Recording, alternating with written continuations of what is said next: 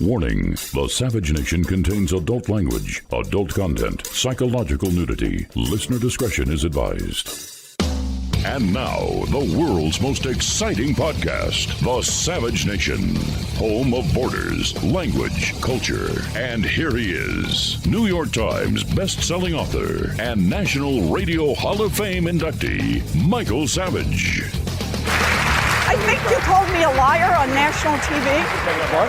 I think you called me a liar on national TV. Let's not do it right now. You want to have that discussion, we'll have that discussion. You called me, you told me. All right, let's not do it now. I don't want to get in the middle of it. I just want to say hi, Bernie. Yeah, good. Okay. Sometimes politics can be funny. So Bernie and Lizzie fight in public. The mama and papa of socialism have a fight in front of the kids, and the door to their bedroom is open. The whole world, you called me a liar. He says, no, you called me a liar. And then the interloper, Steyer the liar, tries to inveigle his way onto the stage in front of them, and Dad blows him off. Yeah, take a walk. It's fabulous. I mean, it's really theater, you know. And at a certain point, you got to enjoy the theatrics. Welcome to the Savage Nation, Rock and Roll Friday. Bernie and Lizzie fight in public. It's not a big topic. It's funny. It's funny that even the left can slip up. You know, they're pretty seamless in their delivery of communism, I got to tell you. But, man, did they screw up there. You call me a liar. But I don't want to talk about that. Okay, I'm not going to spend a lot of time on Trump's legal team. I'm only going to spend a few minutes on the guy I don't trust at all, Ken Starr. Ken Starr is untrustworthy. Now, Dershowitz, on the other hand, although he's flip-flopped over the years, he's been a Democrat, then a Republican, then he became more conservative. He saw which way the wind blew. I don't know what his politics really are, but he's very, very clever, and he's a good team member for Trump, and Trump seems to trust him. At this point, I would say that Dershowitz is fairly reliable to not turn on him. I can't say that about Starr. Starr looks like a snake to me. And I say that because in the past, Ken Starr attacked Trump and said he had poor judgment on impeachment. And he said testimony against him doesn't look good. I have the evidence here. And I'm not sure about Starr. I don't know why he hired him. And there's got to be better lawyers than him. Maybe he's the only one who would take the job. You got to remember, a lot of these top guys who are really smart don't want to be associated with Trump. They're afraid it'll damage their legal career afterwards and their firm. You know, these white glove firms in D.C. and New York don't want to go near him because they're afraid they'll lose liberal clients. That's the reality. I'm not saying that's what should be, but that's what is, okay? Again, I think we've covered the whole impeachment drama in the first few minutes. That's all I want to say about it. I want to talk about some other stuff that I think is important. I saw a silly article today. A deaf man from Brooklyn is suing Pornhub over a lack of closed captioning. I said, this can't be true. It is true. A deaf man from Brooklyn is moaning that he can't fully enjoy videos on Pornhub because they don't provide closed captioning. So he's filed a class action lawsuit alleging the site is in violation of federal law. As far as I'm concerned, class action lawyers belong in prison for 20 years, all of them. Every one of them, assets seized from their mother-in-laws, their father-in-laws, their sister-in-laws. But let's put aside class action lawyers and what I think of them. How could a man claim that a porn site violates his rights under the Americans with Disabilities Act because the deaf and hearing impaired can't understand the audio portion of the skin flicks? Okay, so that's not really the whole reason I want to talk about that. This deaf guy tried to watch a variety of videos on the three sites, including Hot Step Aunt Babysits Disobedient Nephew, Sexy Cop Gets Witness to Talk, A Lesbian Action and Dirty Talk. You don't know how sick and degenerate that the porn industry is. You don't know how demented they are and how sick they are. The fact is that major corporations are in the porn business, which is why you no longer hear any politicians ever talk about family values. And I'm going to say right now that I've studied this in great detail. And young men today are terrified of sex, not only because women have become rapacious because of pornography, trying to imitate and mimic the psycho sluts who are called porn stars. The poor girls are trying to compete with these degenerate sickos that they see on porn sites. The boys are terrified they can never live up to satisfy these girls, number one. And then the distortion of the male image is a big story. You may laugh, but this morning we were talking about that, Jim and I and Robert. And I said, a lot of young guys think that they're too small in the man department. They don't even know what the norm is. And if they turn on pornography, which unfortunately is all too frequent today, they get the freak-sized men, and they think that's the norm, and then they think that every woman is a size queen. The fact of the matter is, if you look at the size of men's schmendricks around the world, the norm in America is about 5. What was it, Robert? What was it? Jim remembers these things. I don't know what it was. 5 or something? That's in centimeters. I don't want centimeters. 3.67. No, you're not talking about South Korea here, 3.6. We're talking, it's about 5, something in the 5s. The smallest in that department are the Koreans. Did you know that?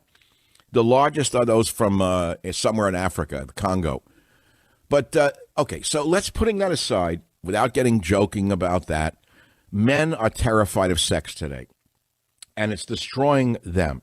Young men are being destroyed. They're becoming self-neutering as a result of this. Could you believe this?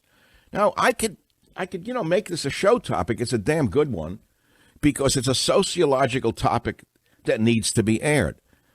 And the article on why today's young men are terrified of sex appeared in the New York Post. And it starts with a former college football player from Milwaukee, was almost 20 years old when he lost his virginity.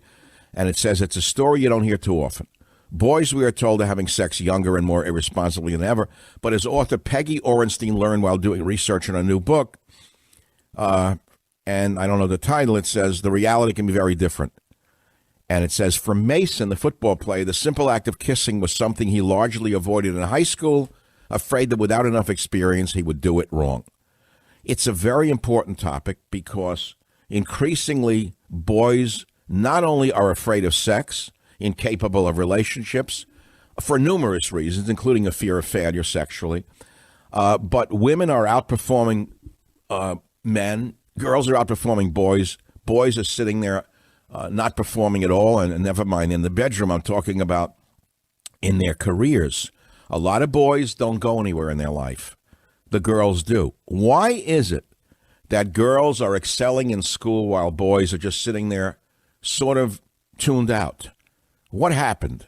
Well, you can't say it's all pornography, but it's a bigger sociological question. And I think we should talk about it because many families are facing this problem. And this movement against men that was started by Bella Abzug and the other psychopathic man-haters has now reached a metastasis that may not be curable. And I don't know that it can be cured. And the losers here are everyone. It's not boy versus girl. It's a breakdown of our entire family structure, which, of course, is what the left intended from the beginning. Never forget that I've studied Karl Marx since I'm in college. I read Karl Marx when I was in college. Karl Marx said that the family had to be destroyed. He said that the foundation of bourgeois life is the family. They set out to destroy men and women and marriage. Never forget that the left hates traditional boy-girl sex and boy-girl marriage because they know that's the glue that holds a society together. Now you're saying, Savage, do you want to live in Iran? You know what? Some days I wake up and I say, maybe I want to live in Iran compared to the sick country I'm living in today.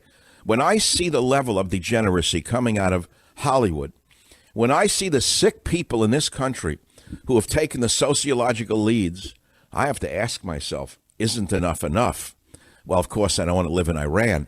But I think the pendulum needs to swing, and we need to start with pornography, which is the easiest area to start with. Do you agree with me that pornography should be outlawed entirely? And I mean entirely. You know, there was a time that a 12-year-old child could not open a phone and see people performing graphic sex. Did you know that? There was a time that they would read the Bible or nursery rhymes, or they'd read Charles Dickens. Why is it that we've accepted the norm that children could access the most vile acts between men and women, which are all fake, on their iPhones and then go out into the world and we expect them to have a normal life? Don't you think that has something to do with the drug epidemic? That the children feel inadequate to the imagery that they have seen since they're children on their phones? Now, I realize that this is a salmon swimming upstream against the tide. Virtually every major corporation is in the pornography business, just as they're getting into the marijuana business. they're into the porn business. But I don't think that we, the people, have to sit here and take it without talking about it. After all, we can discuss it. Do you think pornography is legal in every country in the world? No, it is not. So you say, well, do you want to live in a repressive country? Yes, I want to live in a somewhat repressive country. Yes, I want to see some censorship in the movies.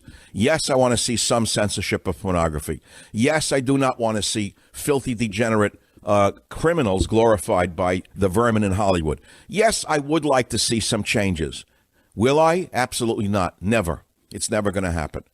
On a cultural level, this administration, which is seen as right-wing, which couldn't be further from the truth, has absolutely almost nothing to say about cultural issues except courting the evangelical vote, which is great. The evangelicals are great and wonderful to have on the side of Trump. But even the evangelical movement doesn't seem to be anti-pornography. Is there an evangelical person listening to this show who thinks pornography is wholesome for their children and their congregants? Because I don't. And I think that we have a discussion to have here. And I think it's a far more important discussion than impeachment this, impeachment that. This one said this, that moron said that. We've already had this crap for years. I don't care about the impeachment drama. It's boring.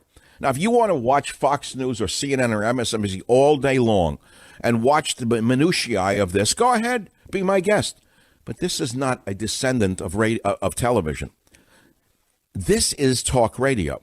This is different than television. It's supposed to be different than news shows. And it's supposed to be a little deeper than news shows on television. And that's what I want to talk about today. Okay, so I could ask you some leading questions. Why are boys afraid of girls today? Do you think pornography should be outlawed? And things like that.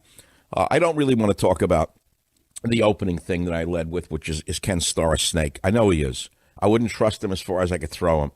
Why Trump put him on the team is understandable, truthfully. Just to get back to that for a minute. Okay, Ken Starr's been there and he's done that. He knows all the rules. He knows the ins and the outs. And since he plays both sides, he's liable to be a friend. But you don't really know. The real wild card here is Giuliani, who I've never trusted. Giuliani was a great mayor. Giuliani was the best thing New York ever had. And then afterwards, he went off the rails and he became a little weird on television, appearing. It looked inebriated, 4 sheets to the wind, couldn't stay off television, couldn't shut his mouth. I don't trust Giuliani. So he brought these guys in. I think he's got a superb team. I think Dershowitz will do a good job. He's very clever. And I think he's now sufficiently cleansed of his Democrat leanings to be trusted by Donald Trump. This is the Savage Nation. We're open for business on Rock and Roll Friday. The Savage Nation. It's Savage on demand. We're less than a year now from Election Day 2020. This election is going to determine if America continues down the path of greatness or if America will spiral down into full-blown socialism at the hands of left-wing fanatics. But listen to me. We can't just sit back and wait for 2020. We need you to take action now. I want you to text SAVAGE to 88022, and you're going to get official Trump alerts directly to your phone. You just text SAVAGE to 88022, and you get exclusive 2020 updates directly from President Trump. Be the first to know when new Trump merchandise is available, and you'll even be able to give your input on key issues to help shape the 2020 campaign. Now, look, you know and I know if the Democrats take back the White House in 2020 under Pelosi, they'll not only undo everything we worked so hard for, they'll destroy everything. Make sure you're getting your news directly from the source by texting SAVAGE. That's SAVAGE to 88022. Again, all you have to do is text SAVAGE to 88022. This was paid for by the Trump Make America Great Again Committee, a joint fundraising committee authorized and composed of Donald J. Trump for President, Inc., and the Republican National Committee that is dedicated to making America great again. The Savage Nation. It's savage, uncut, unfiltered, and raw. It is the Savage Nation, taking on topics nobody else will touch. The reason you'd never hear this discussion on Fox News, for example, 5 reasons why porn should be banned, is because if you look at the board of directors of News Corporation, I can guarantee you'd see interlocking directorships that would make your hair stand up. It's why you never hear discussions about psychoactive chemicals like the antidepressants and violence. So you got to understand that freedom of speech is not really free. It's very difficult, especially in an age where the media is a conglomeration of only a few corporations, and the ad world really controls what people are, can say or afraid to say. I can't say I'm not afraid to talk about it, but I will tell you right now, pornography should absolutely be banned. Now, if you go back 50 years, and you said to people, should it be legal to distribute hardcore pornography where people of all ages, especially children, would have easy and free access to it? People would have said, what, are you out of your mind? What, are you crazy? We would never do that. But now ask that question today of any person, and they'd say, what are you, a censor? What, do you want to live in Iran? Even conservatives listening to this show are so brainwashed that you think that any discussion of banning or censoring pornography is restrictive and maddening and madness. Why is that?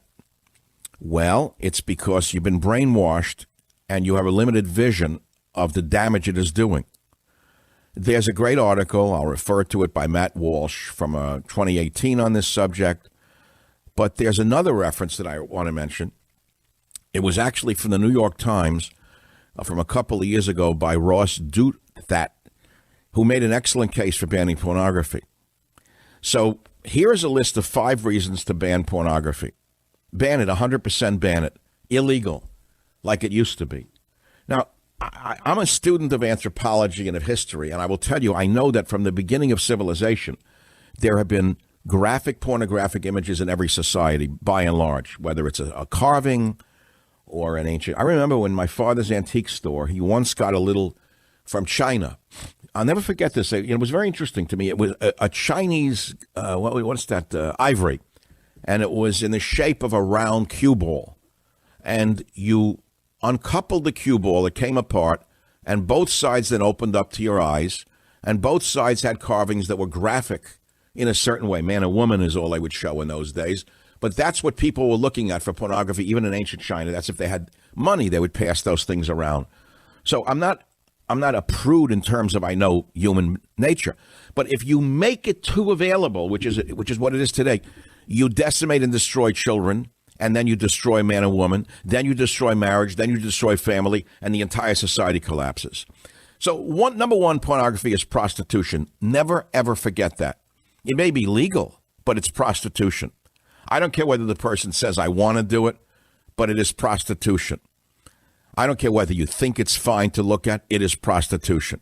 You think that those girls have a wonderful life who expose the most intimate parts of their body, and then they have to get even more graphic every day in order to compete with the younger sickos coming along? Pornography feeds the sex trafficking industry. Porn destroys children. Plenty of kids are exposed at ages 8 or 9 today on an iPhone. And a child's developing brain is not the same as yours. They don't know what they're looking at. It destroys the boys and the girls. We'll talk more about banning pornography. Michael Savage, a host like no other. It is the Savage Nation, heard across America and around the world. The number 1, or is it the number 2 streaming show in America? Do not listen to the liars in radio. Data does not lie. And a lot of people listen around America and around the world, even though I'm not on every station, because of their own reasons or for their own reasons. Today I'm talking not about impeachment. That is so boring that I don't want to spend whatever time I have left on the earth wasting my brain and the millions of years of evolution that created me and what I had to do to culture and cultivate my mind through my education. I don't want to waste it on what everyone else can do easily with their hands behind the back and talk about impeachment. The most boring topic on earth is impeachment. I don't care how big the ratings are. It's mind-numbing. I think far more important is to talk about pornography right now, especially today, because it's destroying boys, it's destroying girls, it's destroying marriages, it's destroying family. And yet, if you stop the average conservative, they would say, no, I'm against censorship. How can you as a conservative want to censor pornography? Isn't that the First Amendment? I can't imagine that the old guys who wrote the Bill of Rights thought that one day you would see people performing the most animalistic acts between each other and that it would be accessible to 8-year-olds. No, I don't think so. Moreover, porn is not protected by the First Amendment. Miller versus California found that obscenity is not protected speech. It can be censored. Federal law already prohibits the distribution of obscene material, but nobody applies it or enforces it. They're all afraid of the porn industry. They own Congress. Then many of you will try to use a specious argument, and you'll say, oh, you want to ban porn but not guns. Yes. Of course, guns are protected by the Bill of Rights, Second Amendment. Porn is not in the Bill of Rights. Guns are used to preserve our liberty. Porn does not preserve our liberty. Guns have many, many positive values in a society. Porn has no positive value. Porn is based garbage and filth with zero redeeming quality that is destroying our society. Now, you also could argue that to prohibit porn would be unenforceable. No, it wouldn't. You could shut down professional porn sites immediately. You could just shut them down. The government could do it, and they wouldn't do it. They will not do it. Then you're going to use the slippery slope argument. Are you joking? What slippery slope? Obscenity is going to be on the slippery slope of what are they going to ban next? Nothing. Okay? So I'm telling you right now, no one's going to have this discussion unless maybe I can kick it off. You're never going to hear this on Fox News or CNN or MSNBC because I'm afraid if you look at the board of directors, you'll see why immediately. Just look at what other boards they sit on that you know about, and let alone what they don't know about. And secondly, most of them are in the porn business. If you were to look into what they actually are in, you'll find out many of them are in the porn business with their other companies. You could argue that the whole movie industry is an industry of pornography today. When have you last seen a movie that wasn't semi-pornographic? Tell me. Even some wonderful films are pornographic to a certain extent. For example, I'm watching a TV show now. I like certain TV dramas. And one of them on HBO I found just recently called Big Little Lies with Nicole Kidman and Reese Witherspoon. I think it's fabulous in showing what's under the surface of some perfect, quote-unquote, families in an expensive town like in Monterey. But some of the scenes in Big Little Lies are absolute triple X, almost double X pornography. The violence between one of them and the husband and Nicole Kidman is very worrisome. You say, well, okay, it's a reflection of what happens. All right, fine, you could argue it happens, but it's also illegal to beat up your wife and then have sex with her, which is why you go to jail if you do that. And even if your wife complies with it and it comes out in a therapy session, the therapist has to report it. But to then show it in this series is really not good for the people watching it. I think it destroys people. Has pornography affected anyone listening to this show in a negative way? Now, I'm going to get arguments to the contrary. You'll say, no, it saved my marriage, it saved my life. And that's fine. It's a talk show. That's all this is. I have no legislative power. I have absolutely no legislative power whatsoever, so you don't have to worry that I'm going to introduce a bill. I'm not a congressman, and I'm not owned by anybody. I'm a free thinker. And my mind went to this today. Why? Because I'm looking at the impeachment crap and Biden and this and that. Boring. Then I see an article, deaf man from Brooklyn sues Pornhub over lack of closed captioning, and I have to laugh at it. How far we have fallen as a society that degenerate lawyers can take a case like this and not be thrown thrown off the bar. First of all, class action lawyers are a subject that really grate me. They do nothing for society but destroy businesses. But putting that aside, the whole issue of pornography came up, and that's why we're talking about it. Then I looked at the article today about young boys are unable to be with girls. They're afraid of them, and they're afraid because they compare themselves to the freaks who are in pornography.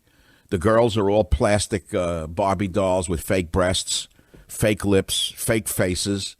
So a normal girl looks at that and says, gee, I can't compete. Then when they're 12, they want to have surgery in Beverly Hills in order to look like their pornographic mother who drives around looking like a porn star. You know, you go drive around Beverly Hills or go walk around a Rodeo Drive in that area. Take a look at some of the women. Take a look at them today. You could see why the Iranians go nuts looking at this society, why they put on the mullah job. So, you don't know which way to swing anymore. There's no balance in our world. It's one thing or the other. Tish in California, line 7. Go ahead. What's on your mind? Well, I want to share I was really messed up when I was a kid, and the first time I was introduced to pornography was when I was in Brownies, which is basically it's Girl Scouts for 8-year-olds for little girls. And at the house that we were having our meeting at, the father, this is back in about 1970s, early 70s, and there was Playboy magazines. Well, the girl who was hosting it say, hey, girls, hey, look at this. And she picked up a Playboy magazine and just opened the centerfold to all of us, and some of the girls giggled. I was absolutely horrified. You cannot undo what your eyes see. But what is it that hurt you, or damaged you in looking at the fake women in Playboy? What was it that it hurt you? That a father would have this kind of things, and his little girl would be... Oh, well, he sounds like he's a little sick, the father, to leave that laying around, especially at a Brownie meeting. Did he ever get in trouble with children? I, since that time, did not go back because at that... But what about you? How did that destroy you? You said it destroyed you as a child. How? That this are you? I'm sorry. Okay, I'm sorry. We're losing her. Jim, do something about this. All right, the phone is breaking up. That's neither here nor there. But you go into what really destroyed women and men. It was not Playboy as much as it was Penthouse by the degenerate, in my opinion, in my humble opinion. Larry Flint was the man who destroyed America. Now, there's a movie about him, a great movie where it shows the scumbags, pardon me, the filthy vermin, the outhouse garbage called the ACLU, took on Larry Flint's case in the Supreme Court and argued that it's freedom of speech to show graphic images, which is one of the greatest lies of all time. We could argue to the contrary. It's also illegal. I told you that. It's still illegal in the United States of America to distribute obscene material. Miller versus California found that obscenity is not protected speech. It can be censored. No one would take that case on today. There is not a congressman who would ever author such a bill. He'd be decimated. Now, of course, Schiff is from the Porn Belt. Adam Schiff, think about him. Think about who supports Adam Schiff, by the way. We want to get into that. Adam Schiff, you know what his district is? It's right in the area where the pornography is made for the whole world, is Adam Schiff. I wonder how many of them give him money. And that's a separate issue. Tish called and said pornography ruined her life. Unfortunately, we didn't have a conversation because her phone broke down. If you're a man or a woman and pornography has in some way hurt you, damaged you, injured you, prohibited you in your relationship or destroyed a marriage, we want to hear from you. It's that simple. But there are people on the other side of it as well. Tyler is calling from Canada. You're on line 1 on the Savage Nation. Tyler, what's on your mind? Dr. Savage, I just wanted to make a comment about how porn is affecting young men. And it's the way you might not have guessed. Young men's brains are now wired to perform for the computer screen. So the levels of ED they've skyrocketed. And this Wow. Whoa. Let's back this up. A lot of my listeners are older and they can't even follow what you said. Okay, say that again. Basically, young men are used to now performing for the computer screen. So they become addicted to the image in the computer screen. So in other words, they become aroused by an image in a computer screen. Right. And they perform for the image in the computer screen. How does that affect them with a real girl? Well, because now when they're with a real girl, they've actually become addicted to the image in the screen, so their brain doesn't react the same way it would to the computer screen. So basically, they're unable to perform with an actual human being. And this is a good God. Good God. I mean, I never thought of that, honestly. Yeah. Wow. Do you have more to say on this, or you want to leave it at that? Well, I won't go too deeply, but like a lot of my friends have had problems with this because they've grown up with it, right? And their first experience with women has been through the screen. So when they actually have an actual interaction with a woman, they find that they're unable to perform. And you can Google this as well. There's a lot of documented instances. All the ED rates have skyrocketed with young men, and there's only one reason for that, and that's the porn industry. It's interesting to me that Google bans conservative websites like michaelsavage.com. They do everything they can to make sure no one sees it, and yet they disseminate widely pornography. Isn't that interesting, Tyler? Well, I'm not surprised, Dr. Savage. No, we're not surprised by the degenerates who run the big tech. We're not surprised at all. There's big money in it, and whenever there's big money, there's things like this to be expected. Tyler, thanks for calling from Canada. It's a very sad story in a way. Is Lisa from Georgia here? Lisa, line 9. Tell us your story, Lisa. Go ahead, please. Hi, Michael. When I was a teenage girl, starting at 15, I started dating a boy. And I didn't know at the time that he was hardcore into pornography, and we're talking the late 80s. And his father was as well. He was a principal of a elementary school. Well, anyway, he was physically violent with me because I wanted to be a good girl. I went to private school. I wanted to do the right thing, but he was always slowly forced me. Well, I was knocked out one time. He broke my nose. If I wanted to get a ride home. You're saying that he did this because of pornography or because he was an evil person? Because of pornography, because I wasn't meeting his sexual needs. He wanted you to be like the girls in the violent porn he was watching, is what you're saying? That is what I'm saying. And every week, you'd look prettier if you had dark hair or brown eyes, or if you had bigger boobs or a smaller waist, or if you were taller. I mean, I couldn't please him. I mean, I came from a dysfunctional home, so I kind of thought, well, maybe there is something wrong with me. And so I stayed with him for 7.5 years because when I would break up with him, then he would follow me to work. He would show at my house. Well, look, there's a lot to this story that we can't get into. There was some compliance with you. You're a typical battered woman in some regards, and I'm not blaming you. Don't get me wrong, but you become addicted to the violence of the man too. It's a terrible cycle and very hard to break. And although the man is sick, unfortunately, they make the woman even as sick as they are. It takes two to tango. So I'm sorry for your troubles, but it's a bigger story than that. When I come back, Jim and Robert, you know what I want to play? I want to go back to the Monday show with Aldous Huxley's comments on technology from Brave New World, which we have somewhere in the archives. You got to listen to this. I'll be right back. Home of borders, language, culture, the Savage Nation. All right, look, this hour is coming to a conclusion in less than a minute and a half, and then I got another big hour. I want to continue our discussion on pornography and what it's done to destroy you and our society, and how it is not protected by the First Amendment. It should be banned. Will it be? No, because the congressmen are all owned by special interests. But we have to talk about what it's doing to children, what it's doing to boys, and what it's doing to girls. And how the porn industry is now mainstream, where even conservatives think that it's perfectly fine to permit its dissemination. But we're also going to play something from Monday, which was one of my best shows on Aldous Huxley, in his own voice, where he talks about technology and what was going to happen. It was done in 1958. Boy, was he right. Did he see the future? He's the man who wrote Brave New World. Look at the world we're living in today.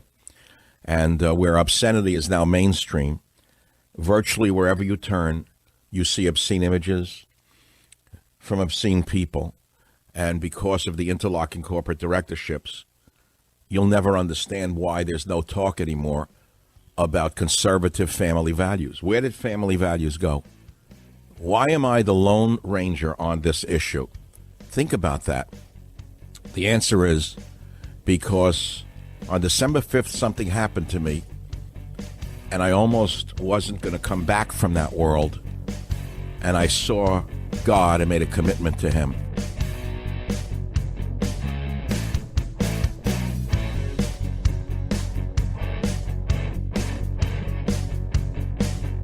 The Westwood One Podcast Network. Fans of the spoken word, welcome. This is a podcast. Greetings, pod recipients. You are entering the Savage Nation. Read the book, see the movie. Warning, the Savage Nation contains adult language, adult content, psychological nudity. Listener discretion is advised. And now, the world's most exciting podcast, The Savage Nation, home of borders, language, culture. And here he is, New York Times best-selling author and National Radio Hall of Fame inductee, Michael Savage. And I'm not talking about impeachment. That's baby talk. Anyone can do it. 24/7 until June. Are you joking? That's what I was put on Earth to do.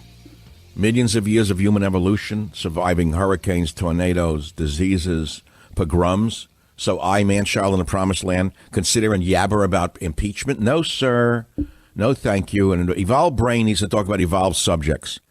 And, I've jokingly and not so jokingly said this is the Savage Graduate School of Political Science where everyone gets an A. And I mean it. Anyone can follow this subject and has an opinion on it. And what is the subject? The subject is, should pornography be banned because of the damage it is doing to our boys and girls and to marriages, by the way. I think you know where I stand. And without going into the details of issues from my own point of view, I don't think it's important. I'd rather hear from your point of view. Now, boys are also afraid of girls. That's another study that's coming out. If you look in schools today, girls are excelling and boys are falling behind.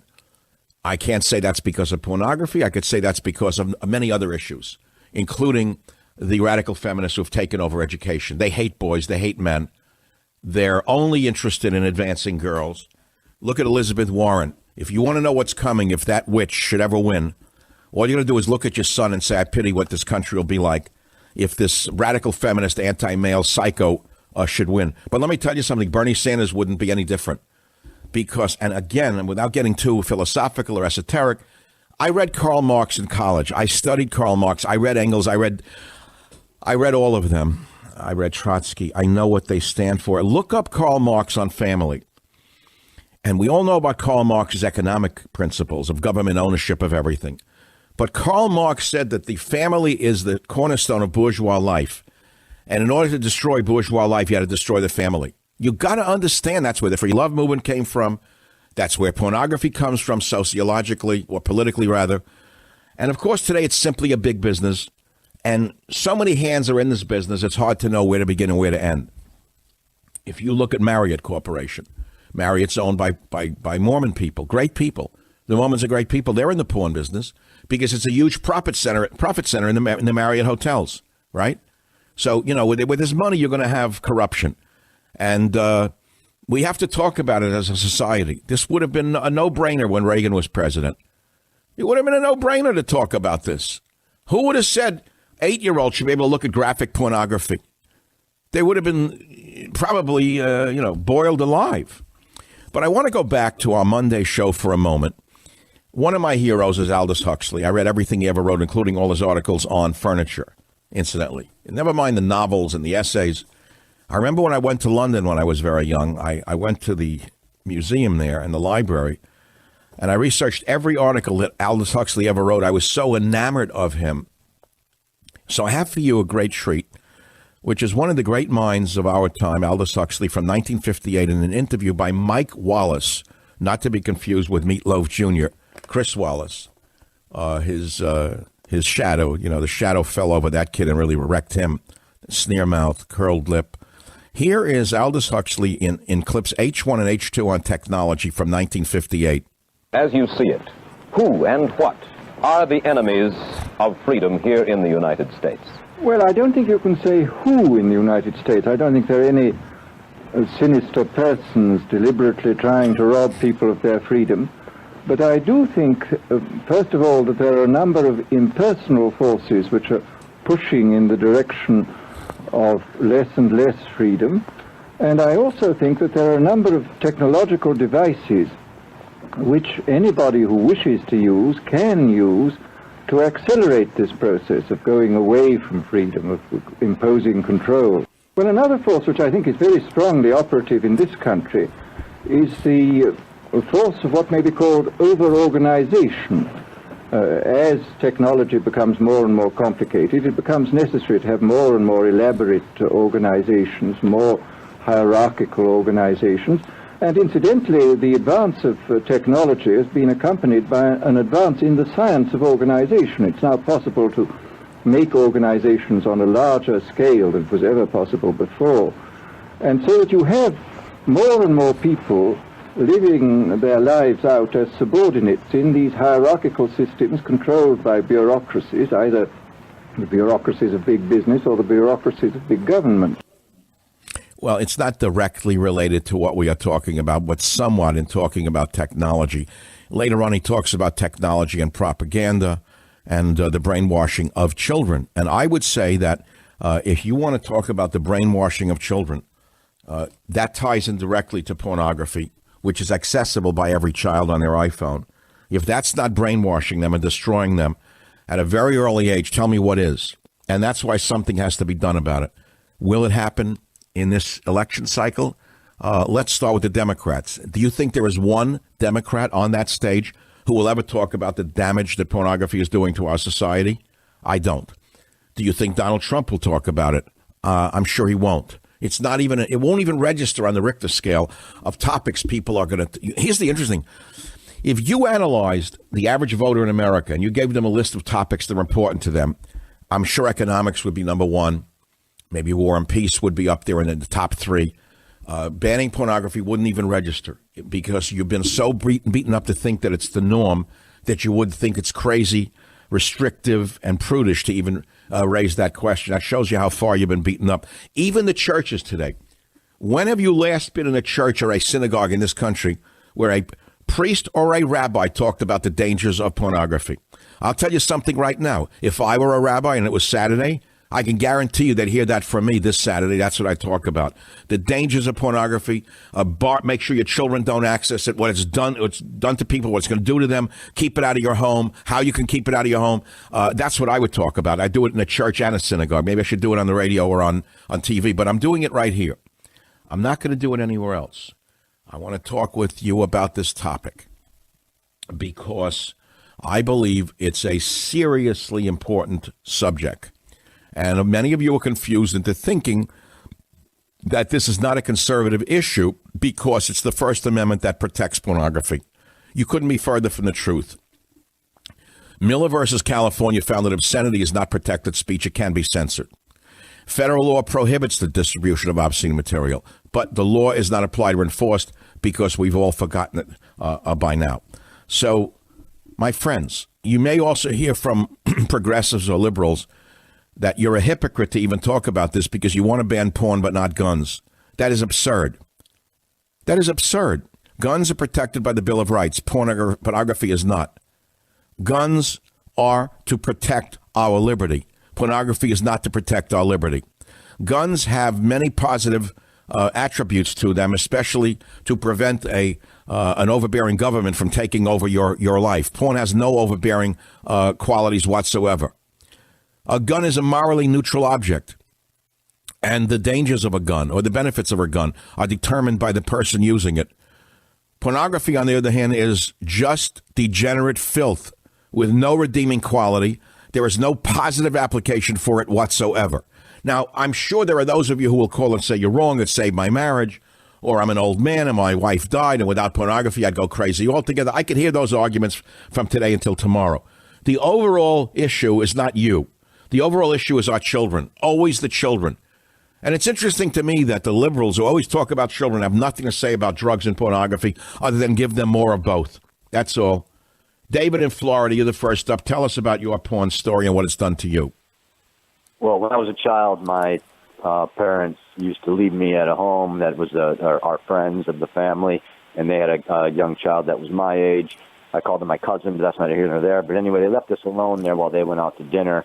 And like the previous caller who was in the Girl Scouts, the father of had pornography, including the Hustler. And I remember there was a distinct difference, as you mentioned, between the Hustler and the Penthouse and Playboy. Right. Playboy was the airbrushed kind of almost normalcy, but it wasn't really. It was the first step by Hugh Hefner, the first major pornographer in America, lauded by the media. But Larry Flint was the next stage, which was totally depraved in my estimation. I realized later how traumatic it was. In fact, it encouraged us, it spurred us as kids at just entering puberty to experiment in ways that we probably both regret later on. I mean, we both are considered straight men now. I know him. And but what do you mean? Wait, let's back this tape up. It encouraged you to experiment with each other, the two boys? That's right. And it also made me realize, and I've stuck to this argument to this day, and I tell it to people openly, that homosexuality is a choice. I don't want to go down that path. I know that's a touchy subject, but I am adamant, and I know for a fact that it is a choice, because we can all be influenced to take that route at that young age. Of course, and with the normalcy of pornography and the normalcy of homosexuality, or a three-way, four-way, what you hear people saying today is unbelievable. They say, I'm a fluid sexual person. You've heard that, haven't you? Sure, we didn't or I'm non-binary. What does non-binary mean? What do you mean I'm non-binary? I'm not man or woman? I can make it with a dog?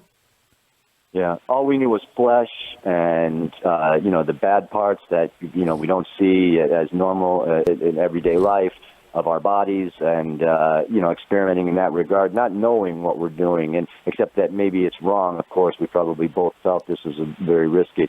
But anyway. Well, look, I could get very graphic, but I don't intend to. It shouldn't have been exposed. And okay, let's speed the clock up. Did it affect you in your relationships in any profound way? It has. I objectified women for the rest of my life. I wasn't able to maintain a healthy relationship with a woman. I've had lots of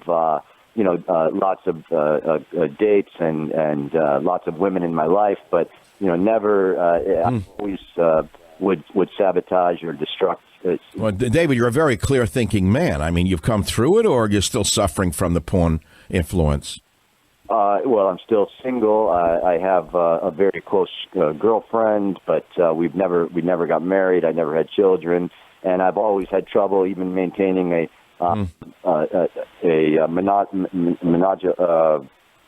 monogamous relationship with that particular woman, and she knows that. All because you think of the porno?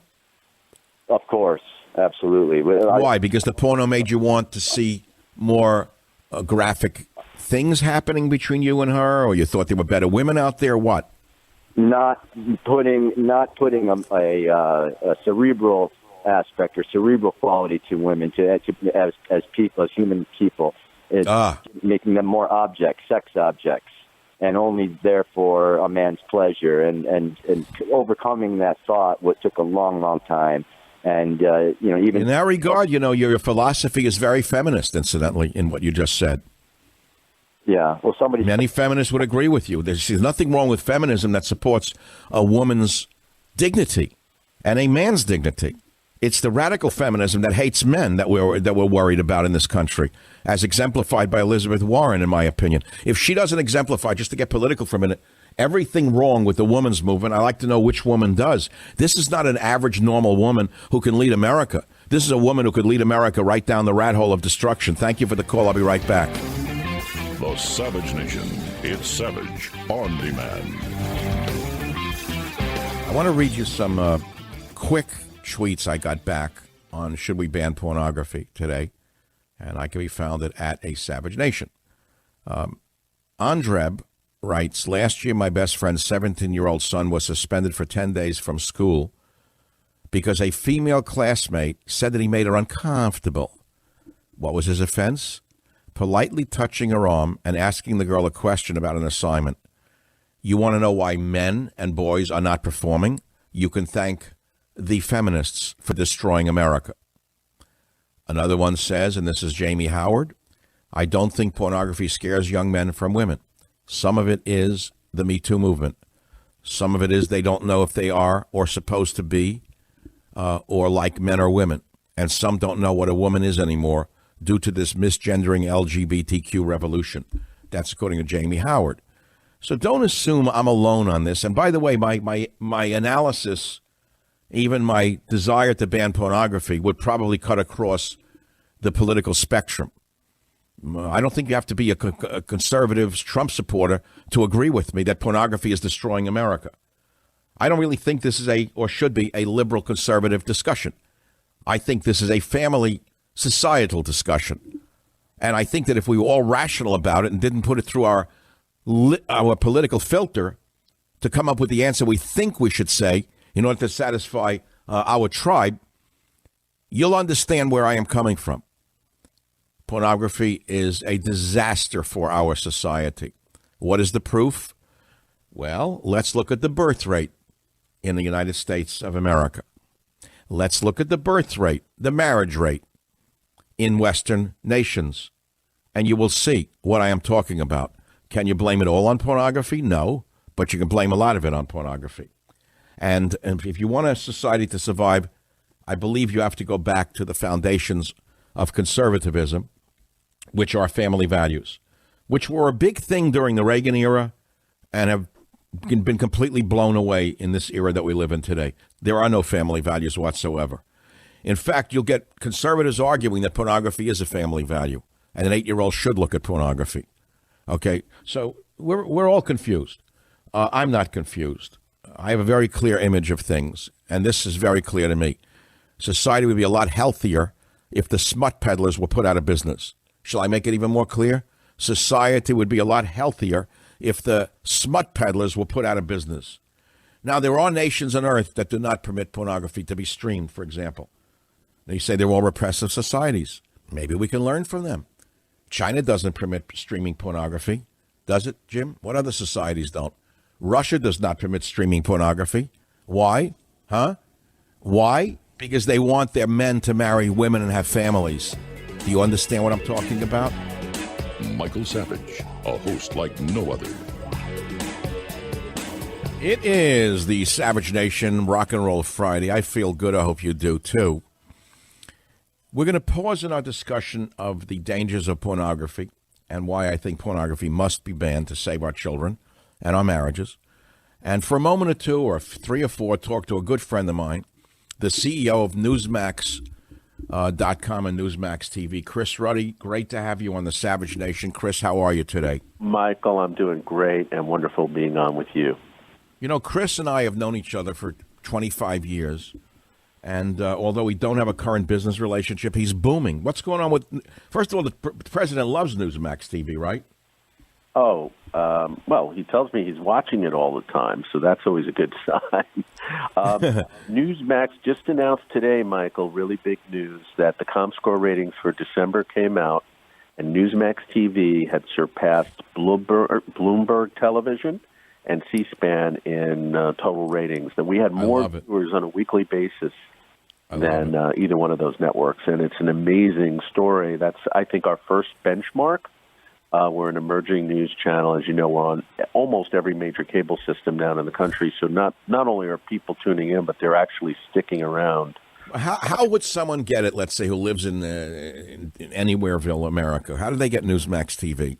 Well, if you go to NewsmaxTV.com, we have a button at the top that says Find Us. But like DirecTV, which is big all over the country, Channel 349. Dish, big all over the country. We're on 216. Xfinity, we're on almost every Xfinity home in the country, which is channel 111, 111. There's a lot of numbers, Chris. What if I get Comcast here in the Bay Area of San Francisco? How would I find it? Can I punch in Newsmax TV? Most people now have the X1 box with Xfinity, so you just hit the microphone button. You say, go to Newsmax. Oh, yeah. I have a microphone, so if I want to watch it when I'm bored of everything else, I can say Newsmax TV and get it? A huge number of people, yep, and Spectrum in California, we're on most of... You know, Chris, I got to say this, just on a personal note. I really admire your ambition. You know, a lot of people are backing off from websites and saying it's an unviable business. You seem to be growing and pushing it. Well, we had tremendous success over many years. You know, we started in 1998, shortly after I met you. You were a radio host. You were covering my reporting out of on the Clinton years, as you recall. And Newsmax just boomed for 15 years online, and we decided to start this cable news channel. Everyone said, you'll never get on. They're not adding any channels. We're now on every major cable system in 70 million homes, but we're... But are you a competitor to Fox? Is your goal to be a competitor with Fox News, for example? Is that one of your goals? Well, it's not a goal. It's a fact. We're already the major competitor to Fox. I think we're going to surpass Fox Business in the first 6 months. You know, what's interesting is I am banned from Fox News, which is crazy since I'm one of the leaders of the conservative movement. I have been for 25 years, but there's a personal vendetta by some controlling factors at Fox News They'll have pimps on, drug addicts, drug peddlers, and they won't have me on. What's wrong with them? Do they not understand what they're doing to their own network? You know, a lot of people are really unhappy with Fox. I think it does a lot of good stuff, but I also think there shouldn't. Imagine if there was only one radio station in the country that was okay. Right? No, I agree. And there are some great hosts on Fox News. I don't want to make people think I'm knocking them all. Some of them are brilliant, and they do a great job. But, okay, so you're creating an alternative. You're booming. You have big investor money. You have some very good hosts on Newsmax TV. Who are they? Well, we just brought Greg Kelly, who used to be at Fox News. He was a White House correspondent there, and he was number one on their affiliate station in New York. Great guy. His father's a very famous police commissioner of New York City. Greg is a Marine veteran, had been a pilot, flew over Iraq. Incredible life story, but an incredible... But you don't have Michael Savage. That's the missing link. Well, you know, part of it is we haven't been able to afford your rates, but, well... I know, because my family said, don't sell yourself too cheap. Well, you know, look, you changed history because you and I know the fact is that you were the first major radio host to back Donald Trump.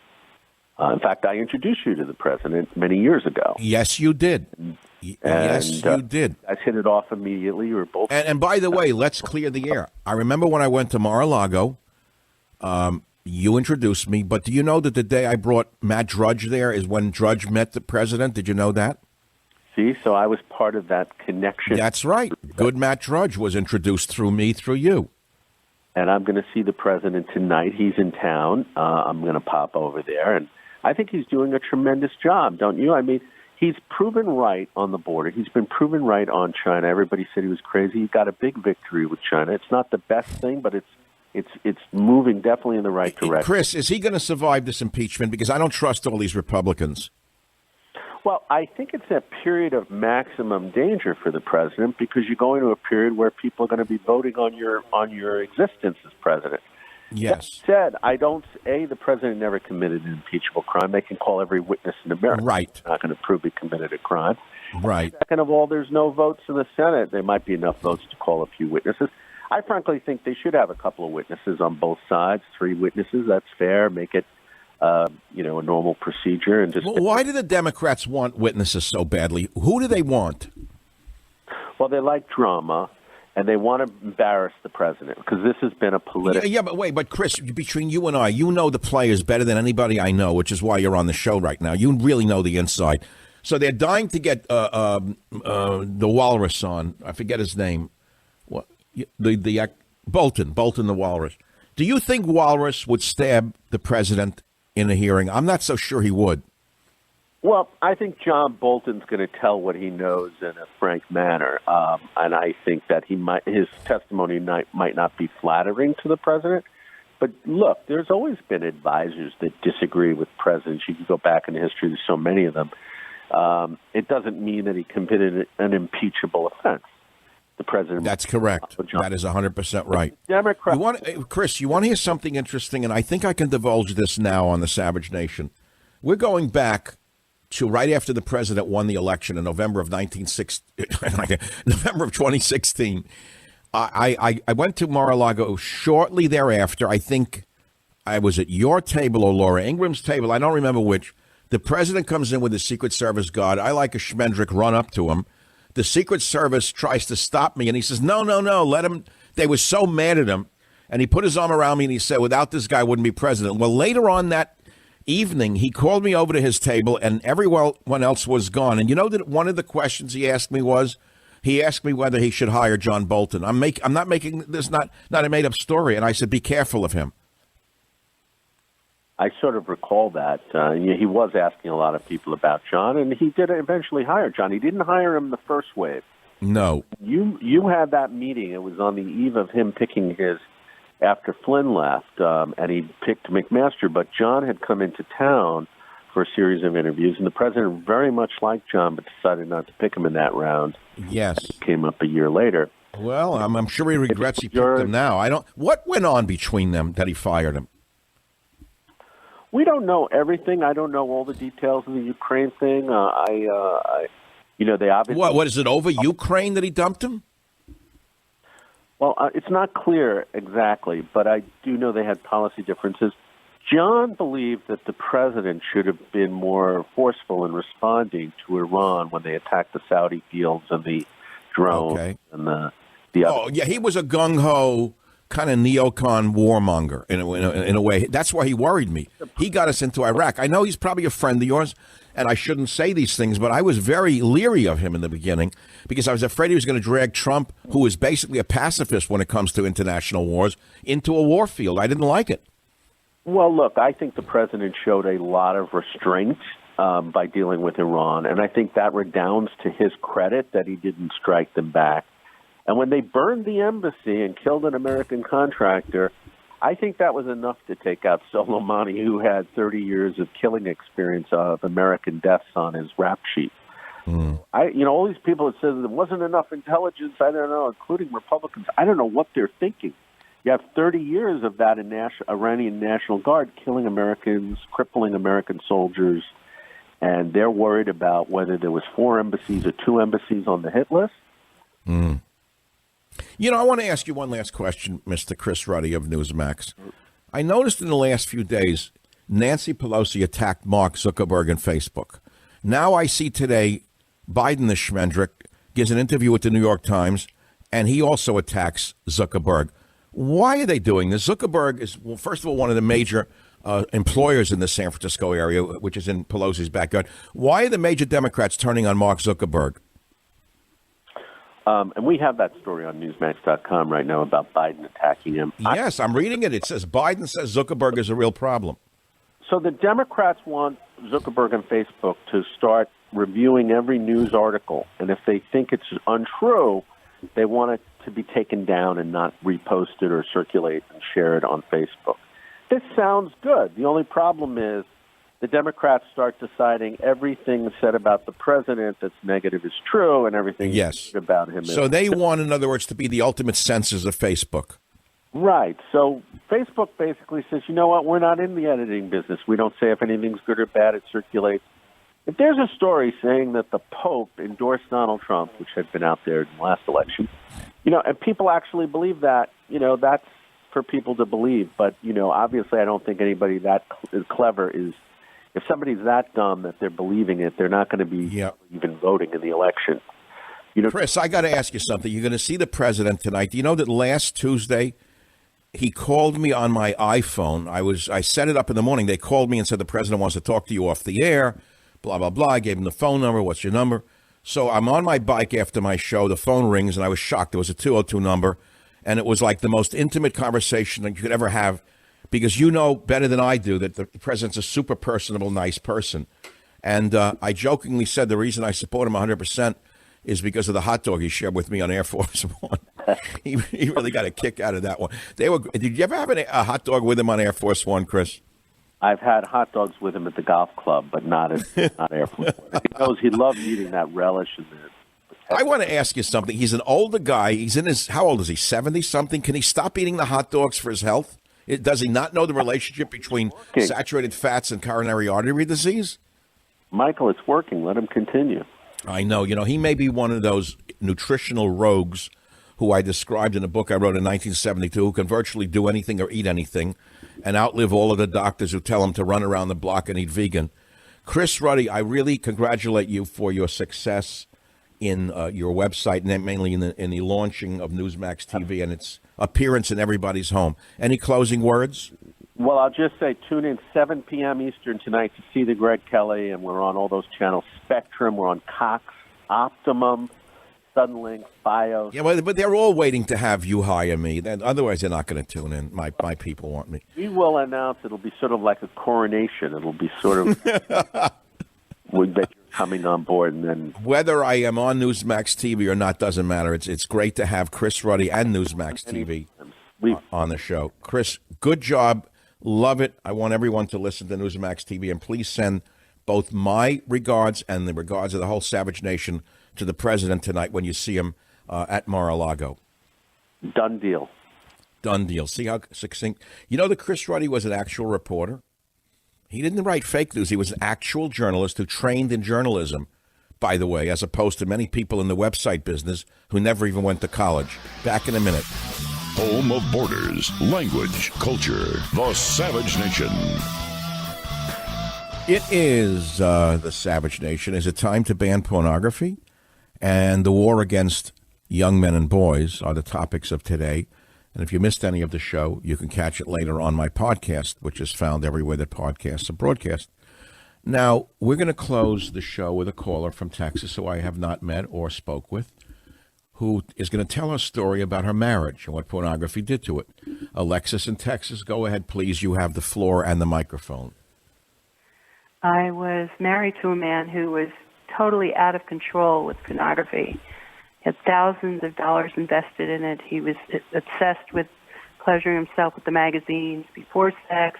He was an attorney in between court, when he had breaks in his office, breaks. I mean, continuously, and tried to kind of integrate it into our life, which I tried. It was just getting uncomfortable, and it just ruined us. It's kind of... So let me see if I understand this. Because of his obsession with pornography and his sex addiction, he tried to have you act like one of the characters in the pornography, is what you're saying, right? Yes. Kind of role play. And, I mean, it depended on, of course, some of it was rather extreme. I mean, some of it isn't extreme. It just was uncomfortable. And again... What, do you have outfits? He wanted you to wear the outfits that they wear and stuff like that? Yes. And I wasn't opposed to that totally. It's just that that's sort of harmless. Okay, fine. Yeah. What a man or woman does in the privacy of their own home is really their own business. But you're saying it went way beyond that.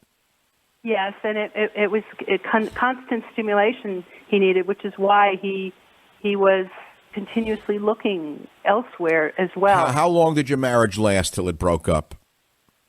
We knew each other for 7 years, but the marriage was 1.5 years. And you're gone. I mean, you're not with him anymore. No.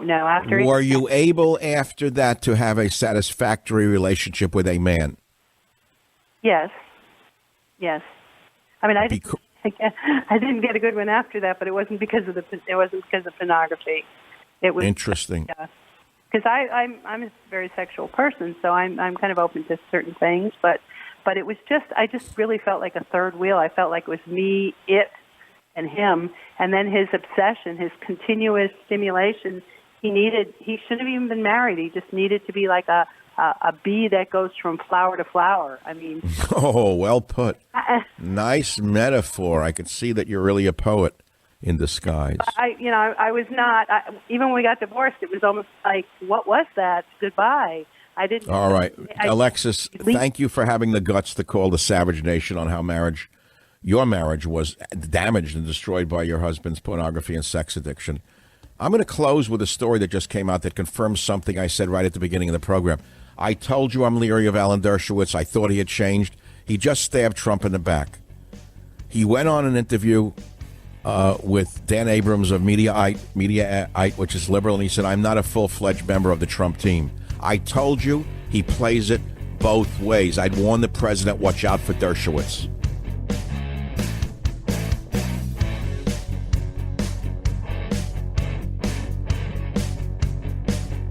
The Westwood One Podcast Network.